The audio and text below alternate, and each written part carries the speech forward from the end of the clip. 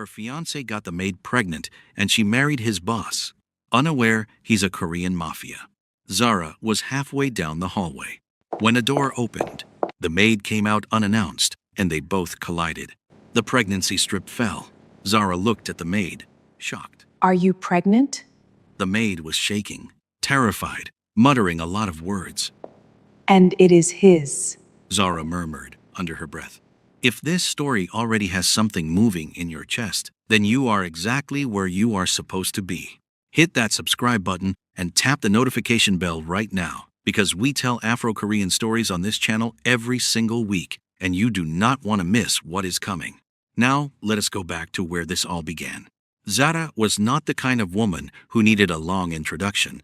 Her work introduced her. She had graduated at the top of her class in the way that made professors remember her name years after she had left their classrooms. While her classmates were sending out job applications, Zara was writing a business plan. She started her software company at 24 with her savings, a laptop, and the specific stubbornness of a woman who has decided she is not going to spend her life building someone else's dream. There were months where she could not pay herself. Months where the contracts were slow and the pressure was suffocating, and every sensible person in her life was quietly suggesting she consider a plan B. She did not consider a plan B. She kept building. And then one day, the way it happens when you refuse to stop, it worked. Her software was sophisticated, secure, sought after. Companies paid well for what she built, and she built it better than almost anyone else in the market. She was 27 years old, and she had done all of it herself. What she had not done was find someone worth trusting with the parts of her that existed outside of work. Then Junho walked in. Junho was Korean. He was handsome the way certain men are handsome, effortlessly, without appearing to try. He had an easy smile and a way of making whoever he was talking to feel like the most important person in the room. He pursued Zara with intention, not desperately, not obviously, with the patient, focused energy of a man who has decided he wants something and is going to be strategic about getting it. And Zara, brilliant in every room she had ever walked into, fell for him. Because love does not care how intelligent you are. Love finds the gap between what you know and what you want to believe, and it lives there comfortably for as long as you let it. What she did not see was what was happening on the other side of his smile. Junho was a man who had been working hard his entire life and watching other people pull ahead. What he did not have was the thing that separated people like Zara from people like him, and the name of that thing was genius. Pure, original, undeniable genius. He recognized it in her immediately, and he resented it just as immediately, not loudly, not in a way he would ever say out loud. But it was there underneath every compliment he gave her. This quiet, simmering resentment that she had something he could not work hard enough to have. When he proposed to her 8 months in, she cried. She said yes before he had finished asking. She held his face in her hands and looked at him like he was the reward for every hard year she had ever lived through. He looked back at her and smiled, and calculated. Junho worked for a finance company called Shin Capital. On paper, Shin Capital was a legitimate investment firm. Impressive offices, suited employees, real transactions, conducted with real precision. Off-paper Shin Capital was something else entirely. It was a front, a sophisticated, well-maintained front for a criminal organization that had been cleaning money for other criminal organizations for over a decade. Billions moved through those accounts every year, quietly, efficiently, without leaving traces. The man behind Shin Capital was Jae-won Kwon, 36 years old, rarely photographed, never discussed in polite company. The kind of man whose name made other dangerous men careful about how they said it. He had inherited the organization from his father and spent 10 years expanding it with a cold intelligence that even his enemies respected. He did not run the company out of passion. He ran it out of legacy, out of the specific obligation of a man who was born into something and understood that walking away was not as simple as deciding to walk away. He had rules. The most important rule was this: you did not steal from him. Nobody stole from Jae-won Kwon until Junho. Junho had been working at Shin Capital for 2 years when he figured out what it really was. A smarter man, would have quietly resigned. A more moral man would have been horrified. Junho saw an opportunity. He studied the company's financial architecture carefully over several months. He understood the accounts, the flows, the gaps. He understood enough to know that what he was planning was possible. But he needed the right tool. He had the right tool. He had been living with it. He had been sleeping beside it. He had been celebrating its success at dinner parties and introducing it to his colleagues with a pride that was, he told himself, genuine. Zara's software. She had shown him things over the years, not carelessly, not stupidly, but with the openness of a woman who trusted the man she was going to marry. She had explained her systems to him. She had let him see the architecture of what she built because they were going to be partners in life, and she had nothing to hide. He used every single thing she showed him. He accessed her software without her knowledge. He used it to build a hack so precise, so sophisticated, that anyone investigating it would find her company's fingerprints on every layer. Then he executed it. $1 billion. Gone from Shin Capital's accounts in a single night. He quit his job the following week and told Zara he had decided he was ready to build something of his own. She was proud of him. She told everyone she knew. She had no idea she was celebrating a theft, her own destruction, wrapped in a dinner reservation and a bottle of wine she paid for. When Junho got money, he got a lifestyle, staff, cleaners, people to manage the penthouse he upgraded them into. Zara had not asked for any of it, but she adjusted. Mina came with a second round of hires. She was 25, pretty in a way she understood how to use. Within 2 weeks, Zara felt something she could not name, the low, persistent frequency of a woman's instinct telling her something is wrong. Something is off. A specific person is taking up a specific kind of space they have no business occupying. She watched Mina, the way she dressed, always slightly beyond what the job required, the way she found reasons to be in rooms that Junho was in. Zara raised it with him. He told her she was imagining things. She raised it again. He snapped. She went quiet. She stayed because she loved him, and dismantling it over something she could not prove felt like the greater loss. What she did not know was that Mina was never a woman who stumbled into something. Mina had seen Junho's money, his lifestyle, the penthouse, the trajectory of a man whose company was growing fast. She had decided before she ever walked through their front door that she was going to make herself useful in the way that mattered most to men like him. Men like Junho were easy. She performed softness. She listened with the particular attentiveness that men who are not getting enough attention at home find impossible to resist. Junho crossed the line within 3 months. And then he kept crossing it, because that is the thing about men like him. They cross once, and the guilt becomes a thing they schedule for later. And later never comes. He told Mina things. He told her Zara meant nothing, that he had only stayed because of company access and connections. He told Mina she was the woman he actually wanted. He told her the engagement would be ending soon. He just needed to sort a few things first. He had been saying this for 4 months. But there was a secret about Mina that nobody in that penthouse knew. Junho was not the only man she was sleeping with. Mina knew Junho was just a means to an end. She could never love a man so easy. There was another man she actually loved and had been seeing on the side. But now her secret was about to come out because the test in her hand read positive. She had taken it 3 times, 3 different brands, 3 different mornings. It did not change. She was pregnant, and the child was not Junho's. She knew this. The timing alone told her, but Junho did not count days, and a man who believes a child is his is a man with a reason to finally stop delaying. She needed to move fast. She was somewhere between 3 and 5 weeks pregnant, and in another 4 to 6 weeks, there would be no hiding it. If Zara noticed before Mina had made her move, if the situation was discovered on Zara's terms instead of hers, she would lose everything. Removed from this penthouse, this life. Lover Kaman wanna say, this proximity to money she had worked very hard to get close to. She needed to control the reveal.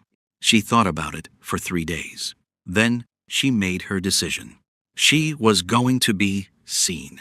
Not caught. Seen. There was a difference. Being caught meant losing control of the moment. Being seen, deliberately, at exactly the right time, meant owning it. On the other side of Seoul, in a building that did not appear on any public registry, Jae-won Kwon sat at the head of a table and looked at a name on a screen. Zara, owner and founder of a software company. Soo-hyun had laid out the evidence with the efficiency of a man who had done this many times in many rooms. The software used in the breach belonged to her company. The fingerprints were clean. The trace was documented. "Get me the surveillance," Jae-won said. "I need the full report before anything moves." Nobody asked why. They never did. This was the standard. Before he acted on anything, he verified completely. You watched first. Then you moved. It was the reason the men in this room were still breathing when men who had operated differently were not. Jae-won stood up. The meeting was over. The first report came back in 48 hours. Photographs, timestamps, the movements of a woman going about her life with no knowledge that anyone was paying attention. Jae-won read the report. He was looking for the behavioral shape of a person who had done what this woman was accused of doing. People who carried that kind of secret carried it in their bodies.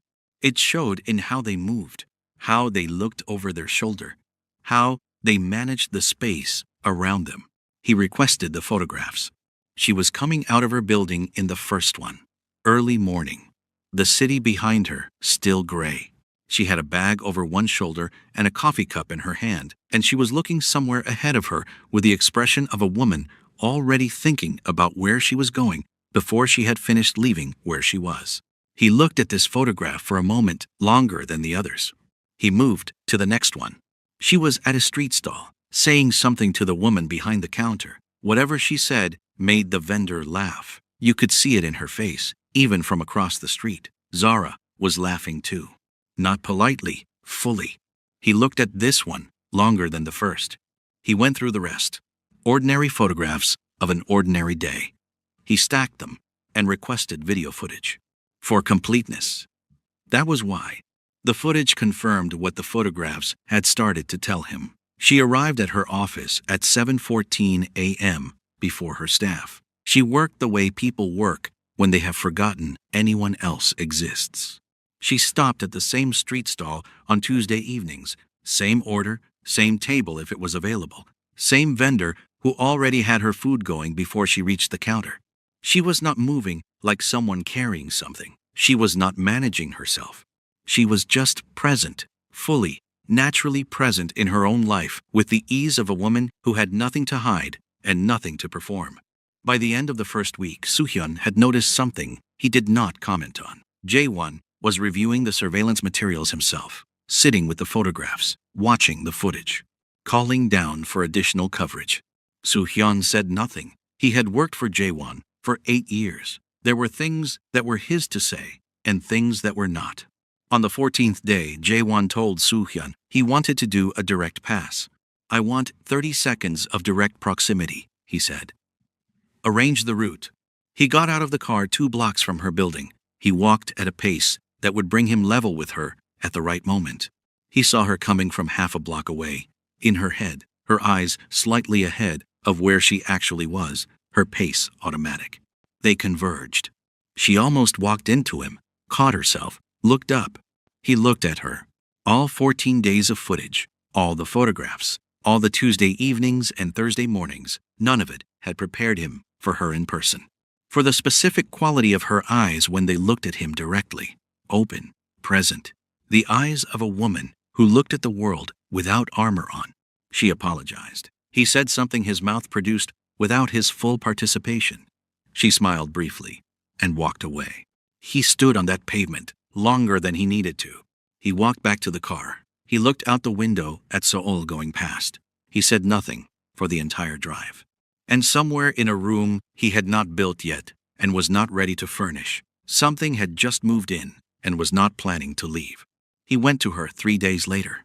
He called Soo-hyun, told him to arrange a meeting with Zara in her office, and when Soo-hyun did that, he told him he went alone. No driver at the door. She was at her desk when he came in. She stood. "Can I help you?" Direct, not unfriendly. The voice of a woman in the middle of something giving him her attention anyway. He closed the door, sat across from her, without being invited to, with the ease of a man who had sat in many rooms and decided for himself where he belonged. "My name is Jae-won Kwon," he said. "I own a company called Shin Capital." He watched her face. Nothing. No recognition. Just a woman listening to a stranger and waiting to understand why, not knowing she had met him before. 3 months ago, $1 billion was stolen from Shin Capital. The software used to do it belongs to your company. The stillness on her face broke, not into guilt, not into the calculating composure of someone managing a caught moment. It broke into confusion first, and then something sharper, moving in behind it. What? Not performed. The single syllable of a person who has heard something that does not fit inside the world they thought they were living in. "Your software," he said. "Your company's fingerprints. On every layer of it." He watched her face move, every thought, in real time, unmanaged, completely unguarded. She was calculating something, not in a guilty way. In the way of a person being handed a piece of a puzzle they did not know they were building. "When, are you sure?" she said. "Do you know the exact date this happened?" He told her. She went still, not the stillness of composure, the stillness of a person who has just felt the ground move underneath them. The silence lasted long enough that he considered saying something. He did not. He waited. She looked up at him, and in her eyes was the same thing he had seen on a pavement 3 days ago. The open, unguarded look of a woman with nothing to hide, only now mixed with something else. The beginning of understanding something she was going to wish she did not understand. "Why are you telling me this yourself?" It was the right question. He had asked himself a version of it 3 times before coming here. "Because I am not certain," he said, "that you are the person I am looking for." "Are you certain I'm not?" "No, I am not certain of that either." She looked at him, really looked, the way you look at someone when you are deciding whether to trust them. "How long do I have to find the truth before you stop waiting for it?" she asked him. "Come to me when you know something," he said. "Don't take too long." He stood. She stood. For a moment, they were both just standing in the quiet of her office with $1 billion and everything she had ever built sitting in the space between them. "Mr. Kwon," he looked at her. "Thank you for coming here instead of—" She stopped. She did not finish. She did not need to. He nodded once and left. He was in the car before he acknowledged that his heart was beating slightly faster than it should have been for a meeting that was entirely professional. He told his driver to go and looked out the window and focused very deliberately on the investigation and what the date had meant to her and what it meant for finding the real culprit. Just that. He was very focused on just that. 3 blocks from her building, Zara stopped walking. Her hands were shaking. She looked down at them. She had sat across from that man and been steady and asked the right questions and held it together all the way down the elevator and through the lobby and out the door and 3 blocks down the street. 3 blocks. Then her hands started shaking because she knew that time frame. She knew exactly what happened during that period. She remembered what came after that period. The investors, the announcement, the company, his face when she told him how proud she was. She started walking again. Faster. She was going home. She was going to walk through that door and get the truth out of him if it was the last thing she did in that apartment. She did not know that another truth was already waiting for her in the hallway. She did not know that a woman had been waiting for her to come in today. Today of all days was the day she had chosen to move. Zara entered into the house. She moved through the hallways, and that was when Mina decided to step out of the bathroom with a very planned pregnancy strip in her hand that showed positive. That was when Zara collided with Mina. The pregnancy test slipped from Mina's hand and hit the marble floor, and the sound it made was so small. Such a small, quiet plastic sound. The kind of sound that should mean nothing. Zara stopped walking. She looked at the test on the floor. She looked at Mina. Mina, who had been in this house for 8 months. Mina, who wore what she wore and positioned herself where she positioned herself, and who Zara had raised with Junho not once, but 3 times. 3 times she had said something is wrong. 3 times she had been told she was paranoid, insecure, too focused on work to appreciate a faithful man. She had chosen to believe him. She had talked herself out of her own eyes because the man she loved told her to. Mina had started talking too fast, words tripping over each other, rehearsed so many times they had lost their shape. "I'm sorry. I'm so sorry. He told me it was over between you. He told me he didn't love you anymore. He said he was going to end the engagement." Zara looked at her, at this woman standing in her hallway with another man's promises written all over her face and a pregnancy test on the floor between them. She felt something move through her that was not what she expected. Not the hot chaos of betrayal. Something colder, stiller. The specific stillness of a woman who has just understood she was not blindsided, that the signs were always there, that she saw every single one of them and chose, over and over and over again, to look away. That was the thing that was going to take the longest to forgive herself for. Not him, herself. "Are you pregnant?" Her voice came out quiet, completely controlled.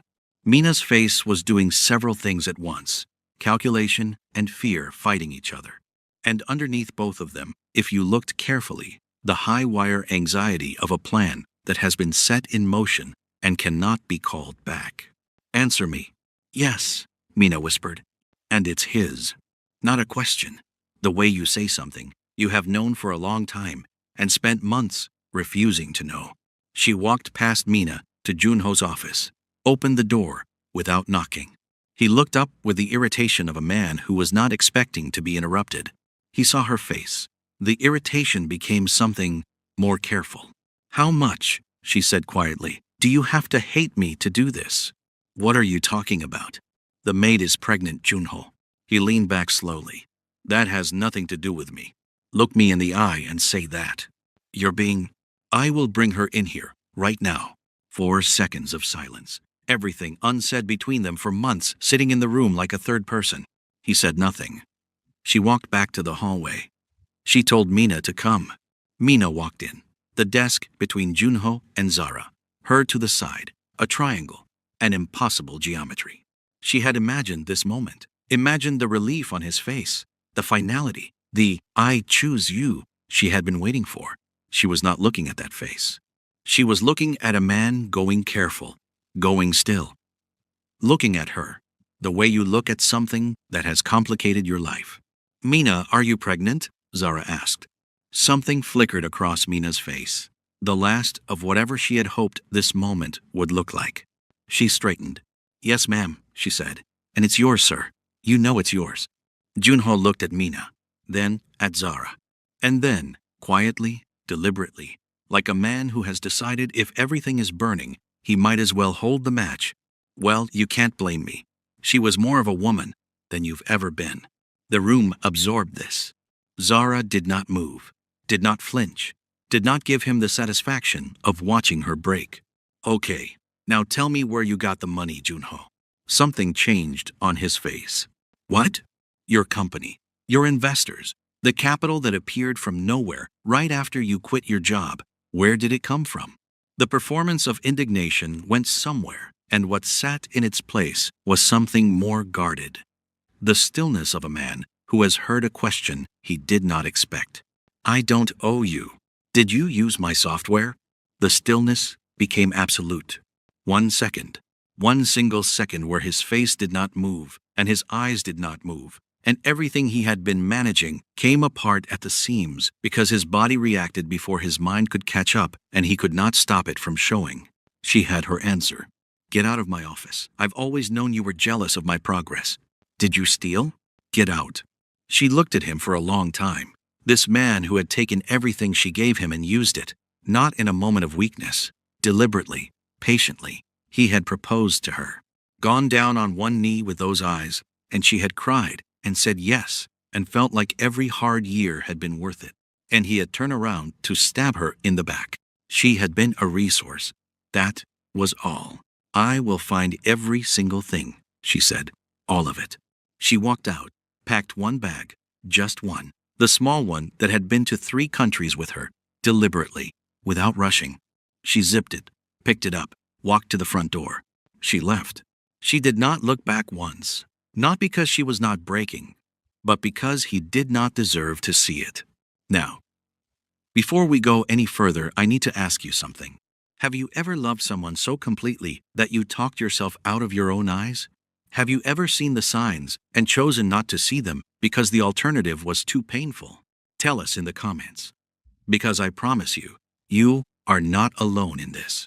And also, if you're enjoying this story, smash that subscribe button and hit the notification bell so you'll have more updates because we post thrilling stories like this every day.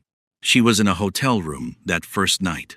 One bag, her laptop, the silence of a woman who has just had the floor removed from under her life. She opened her laptop. When everything collapsed, Zara did not collapse with it. She worked. She was 5 hours into tracing the unauthorized entry in her system when her phone started lighting up. A client, then a colleague, then a journalist.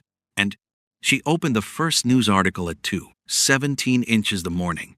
Her company's name, the words financial theft, software breach, $1 billion. She read the statement at the bottom. Junio's statement. It was measured. Sad.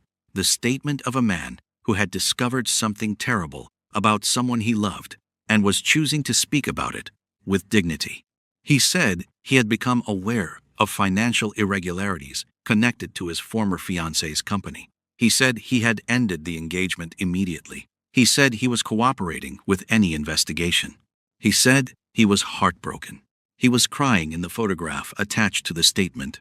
He had set her up. She put her phone face down on the bed. He had not just stolen from her, had not just cheated, had not just ended the engagement. He had framed her, used her software to commit the crime, and handed her name to the public as the criminal. Given every journalist, every client, every person who had ever respected what she built, a story. Simple, clean, believable. But the brilliant black woman who built a software company and used it to steal, he had given them that story and then cried about it. Her company accounts were frozen by morning. 3 major clients sent termination letters before noon. She sat in that hotel room and finally let herself break down. All the things she had done for him, all her sacrifices, all his promises. He had not just betrayed her. He had destroyed everything she had worked for. She wiped her tears. She opened her laptop. She kept working. J1 saw the news at 6 a.m. Her name, her company, the theft, the statement, measured, sad, perfectly constructed. He had spoken to this woman less than 72 hours ago. He had watched her face when he told her about the breach, and he had been certain as he had been about anything, that she did not know. And now her name was in every headline. He thought about the timing of this statement. Less than 48 hours after she walked out of her office to go home and find the truth. He looked at the photograph of the man crying. He sat at his desk for a long time. He found her on the 3rd day. He did not tell Soo-hyun where he was going. He told his driver an address, and he sat in the back of the car, and he looked out the window, and he did not examine what he was doing or why he was doing it. He had the address because he had the surveillance team, and the surveillance team had been thorough. That was the reason. He needed to speak to her. He had information relevant to the situation, and she needed to hear it. That was the reason. He did not examine the reason. She opened the door, and he understood immediately that she had not been sleeping. Not from the way she looked. She was composed, dressed. The way he was learning was simply how she carried herself. But her eyes, something 3 days in a hotel room with her name in every headline had put there. She stepped back and let him in. Her one bag was on the floor, her laptop open on the desk with notes spread beside it. She had been working. He looked at the desk, at the specific quality of the work spread across that surface. Something moved through him. He could not have named cleanly. She sat on the edge of the bed.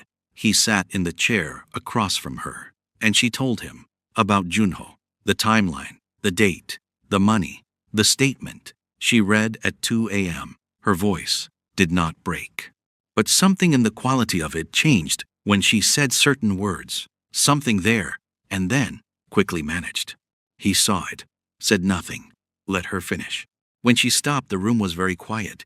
He looked at her sitting on that bed, with her one bag on the floor and her laptop open, and her name in every headline outside these walls, and he thought about what was coming, not just from him, from the other organizations, other families whose money moved through Shin Capital, men who would not make the distinction between a person who stole and a person whose name was on the thing used to steal. They wanted someone to pay. Right now, she was the only someone they had. He opened his mouth to tell her this. He looked at her face. He closed his mouth, and then he heard himself say something he had not planned to say, something that surprised him in the way very few things surprised him anymore. "Marry me." She stared at him. He could not have explained to anyone what had happened in the 30 seconds before those two words came out.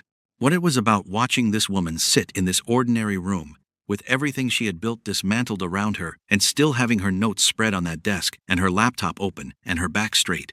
"My name will protect you," he said. "Anyone who knows what my name means knows not to touch my wife. Anyone. And you will have access to everything. My legal team, my resources, whatever you need to fight this." She looked at him like she was waiting for the price, for the angle, because she was a woman who had just been comprehensively destroyed by a man she trusted, and she was not going to make that mistake again. "Why would you do this?" He did not have a clean answer. He could feel the whole truth somewhere he was not ready to look. "Because you didn't steal from me," he said. "And what is coming for you is not fair." That was true. It was not everything, but it was true. She stood up and walked to the window and stood there with her back to him, very straight, very still. The posture of a woman carrying something enormous who has decided not to put it down where anyone can see. He watched her for a while, and then he looked away. She turned from the window. Her eyes were dry, but underneath the composure he could see it, real fear, not of him, of the size of what he had meant by his name would protect her. Protect her from what? She thought to herself. "I need time," she said. "Don't take too long," he said at the door.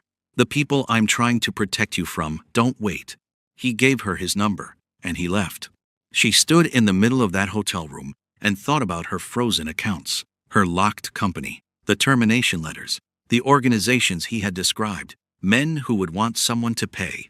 She thought about Junho crying in that photograph. She was scared, not manageable fear, the deep kind that makes it hard to breathe properly. The kind that comes when you are standing at the edge of something enormous and you cannot see the bottom, and the only reason you are considering jumping is that the thing behind you is worse. She was scared. She was utterly alone, and she was running out of time. She called him on the second day. Because the second day, an envelope arrived under the hotel room door with no name on it. She opened it and sat very still with it for a long time. She did not know who sent it. She knew what it meant. She picked up her phone, found his number, called it. He picked up on the second ring. "Okay," she said. A pause. "Okay," he said. That was all.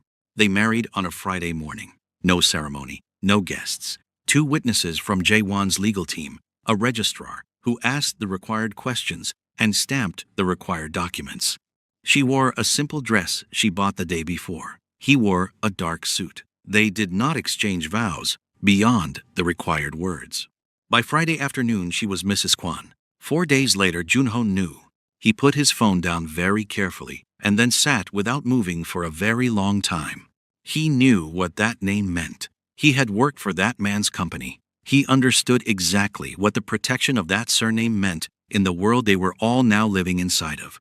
She had found her way to the one man with both the reason and the resources to keep her safe. His own frame had been the thing that delivered her there. The jealousy that moved through him was not the jealousy of a man in love. It was the jealousy of a man who had moved a piece on a board and watched it become his opponent's most powerful weapon. He went underground. He found a family, the Park Organization, that had operated in Seoul's shadows for 30 years without ever bowing to anyone. Old money, old danger. The kind that had survived long enough to believe itself untouchable. Junho told them Jaewon was protecting the woman who stole from every organization whose money moved through Shin Capital, including theirs. He had documents, evidence, constructed carefully with the same methodical patience he had used to construct everything else. They told him they would look into it. He left thinking he had one move left.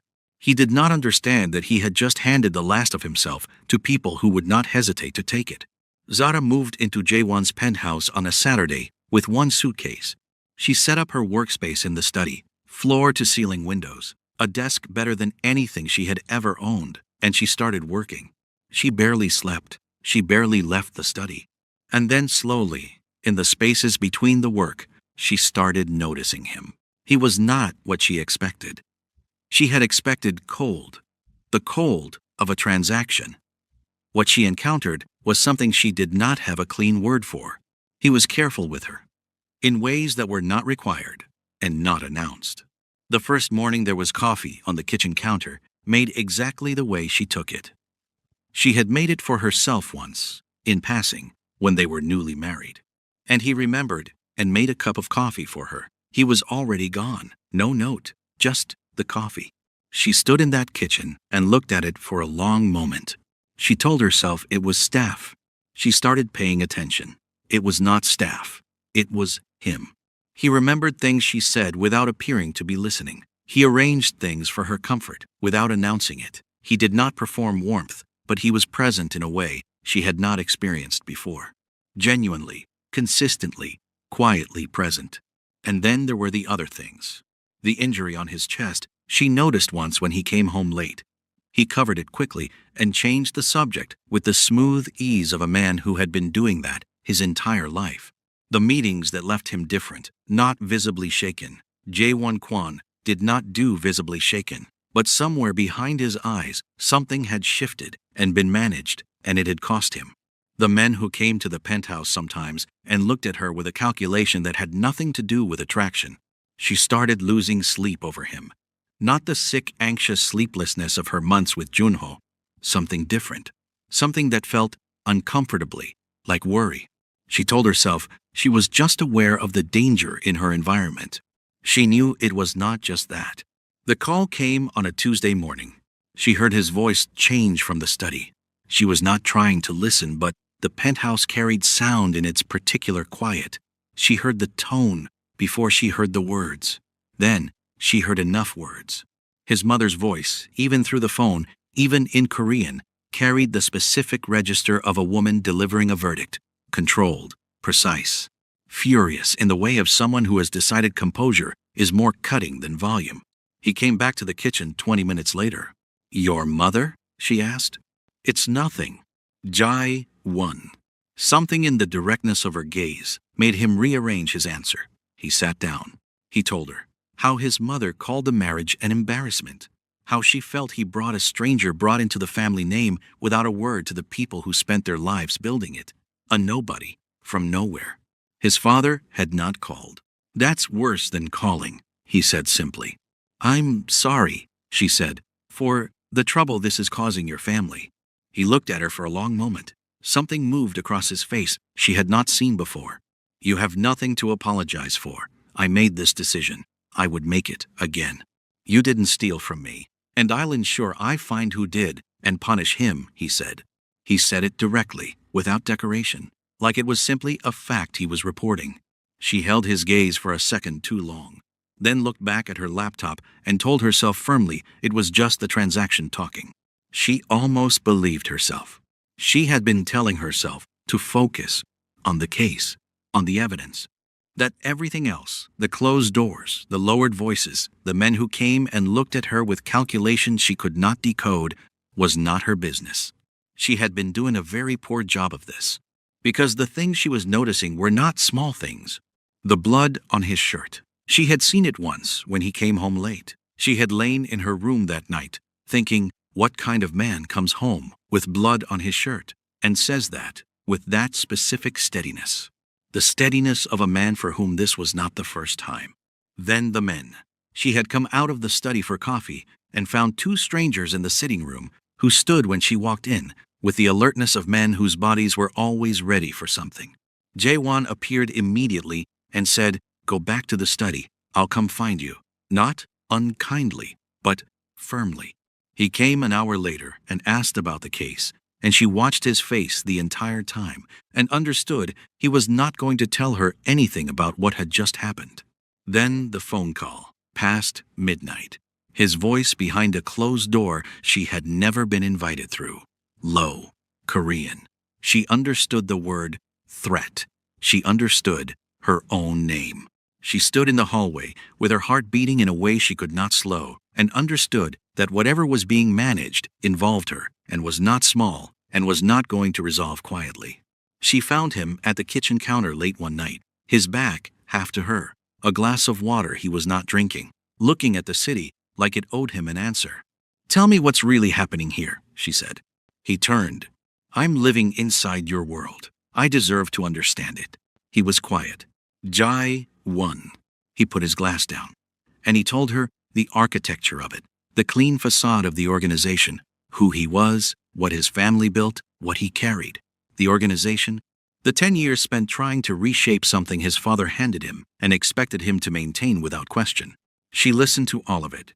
Then, "Are you really just a CEO? Because I have been noticing a lot of things." "I do have things I can't tell you, Zara," he said slowly.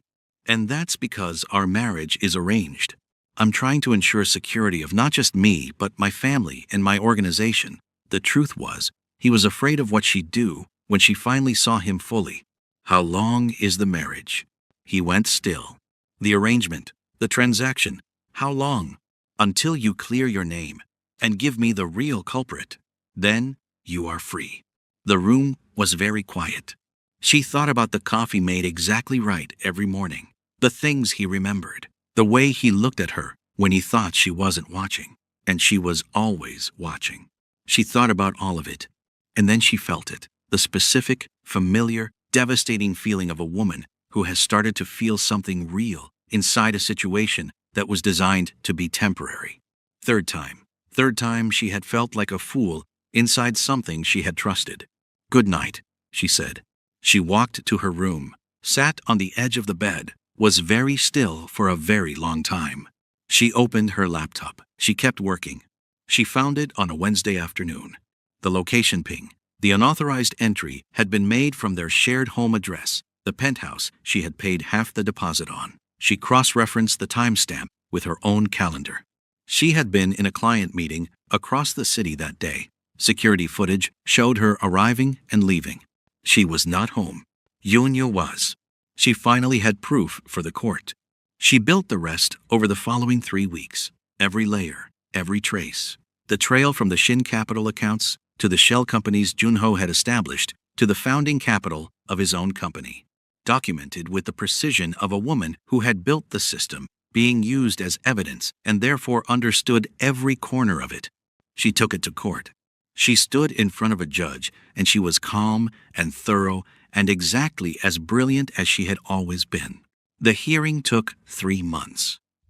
At the end of those 3 months, the judge summoned Junho for questioning.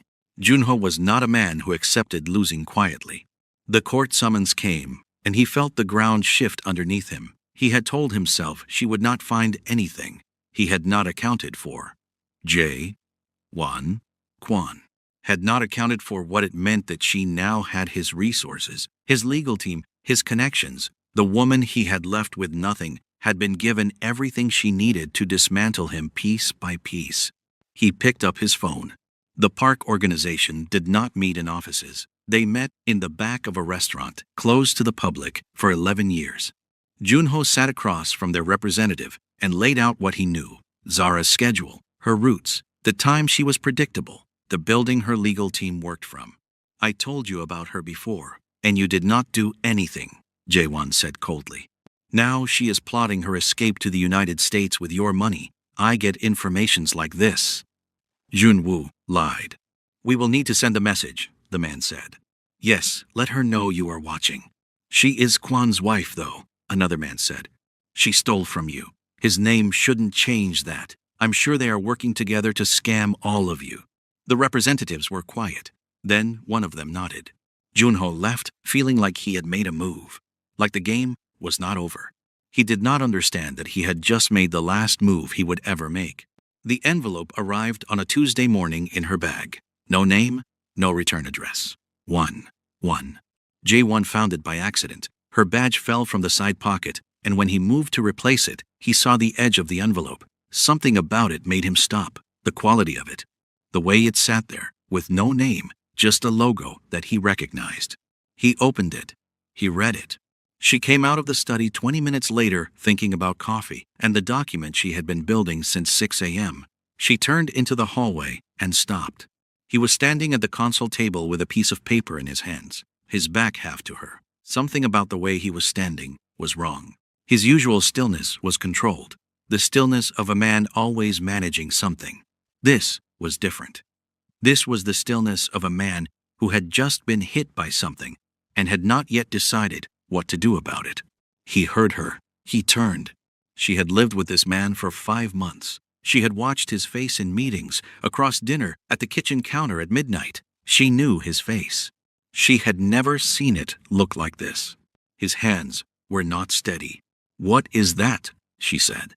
He started to fold the paper, quick, automatic, the movement of a man whose first instinct was always to manage what others saw, and she crossed the hallway in 4 steps and took it from his hands before he could finish.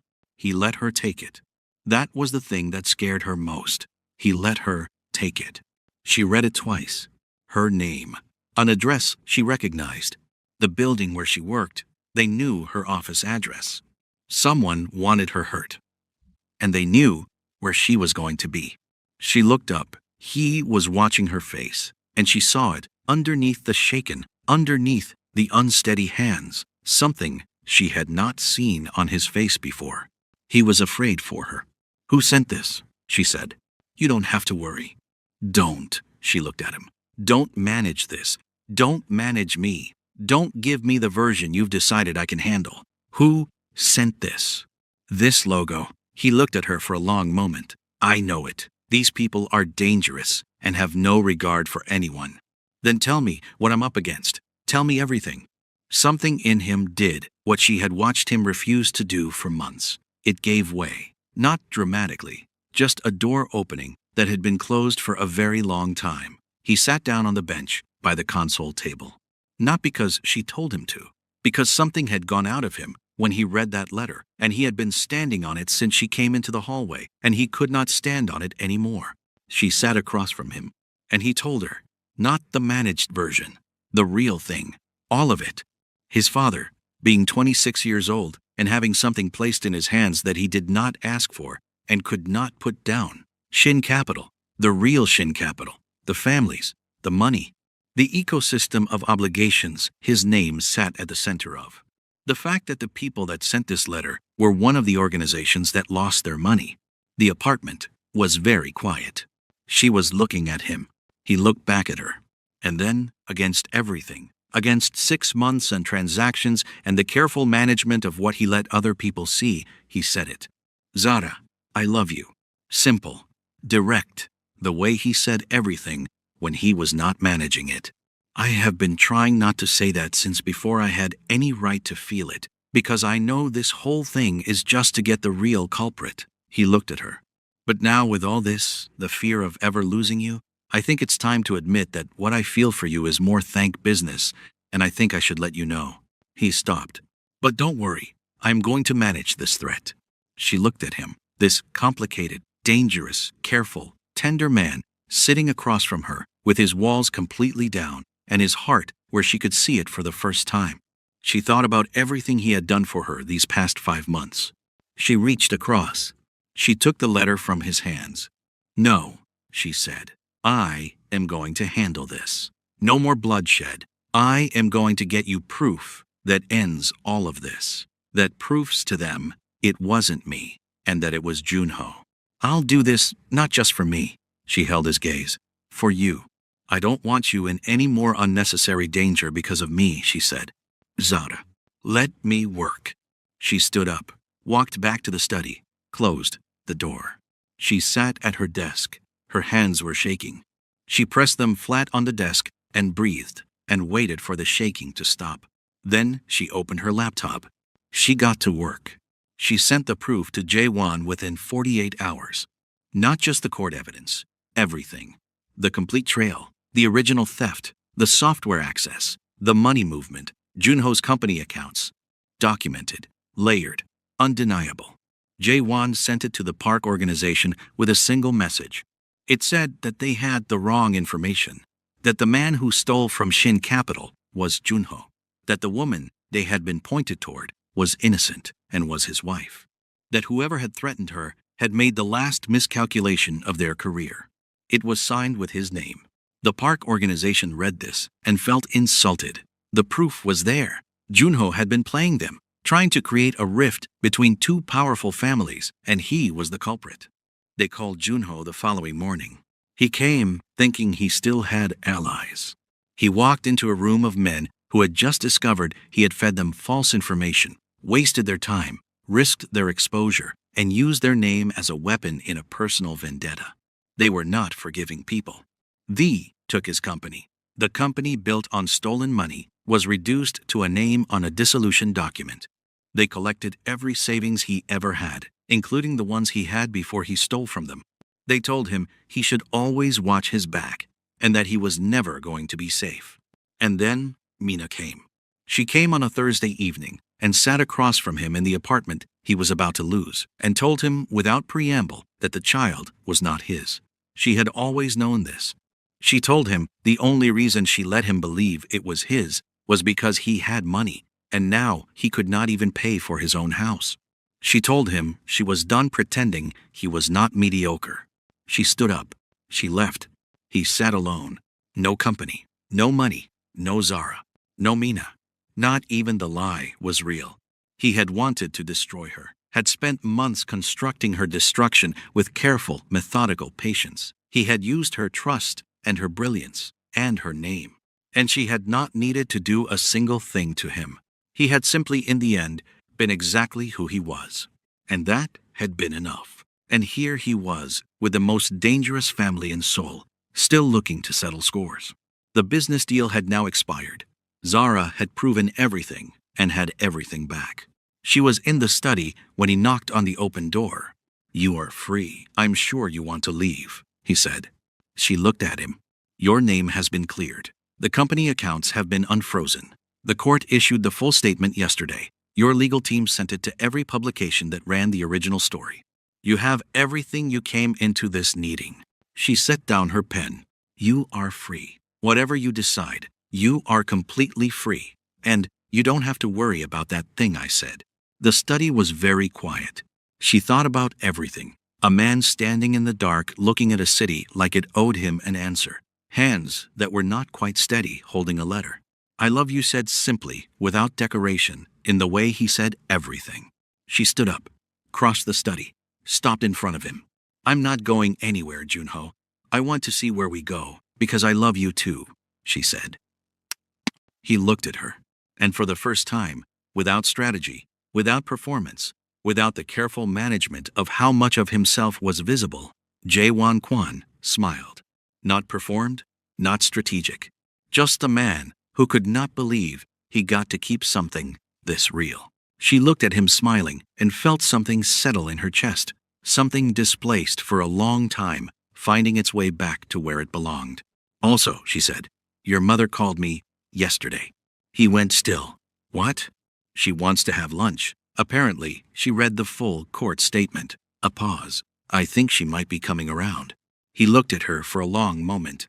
Then he laughed, the kind that surprised him, the kind that came from somewhere he did not usually let things come from.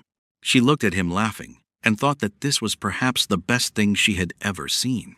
If this story moved you, if you felt any part of Zara's journey in your own chest, share this with someone who needs to hear it today. Have you ever had someone use your trust as a weapon against you? Have you ever been surrounded by people performing loyalty while planning your destruction? Tell us in the comments. This community sees you. And if you are not subscribed yet, hit that subscribe button right now and tap the notification bell. We tell Afro-Korean stories every single week, and the next one is coming sooner than you think.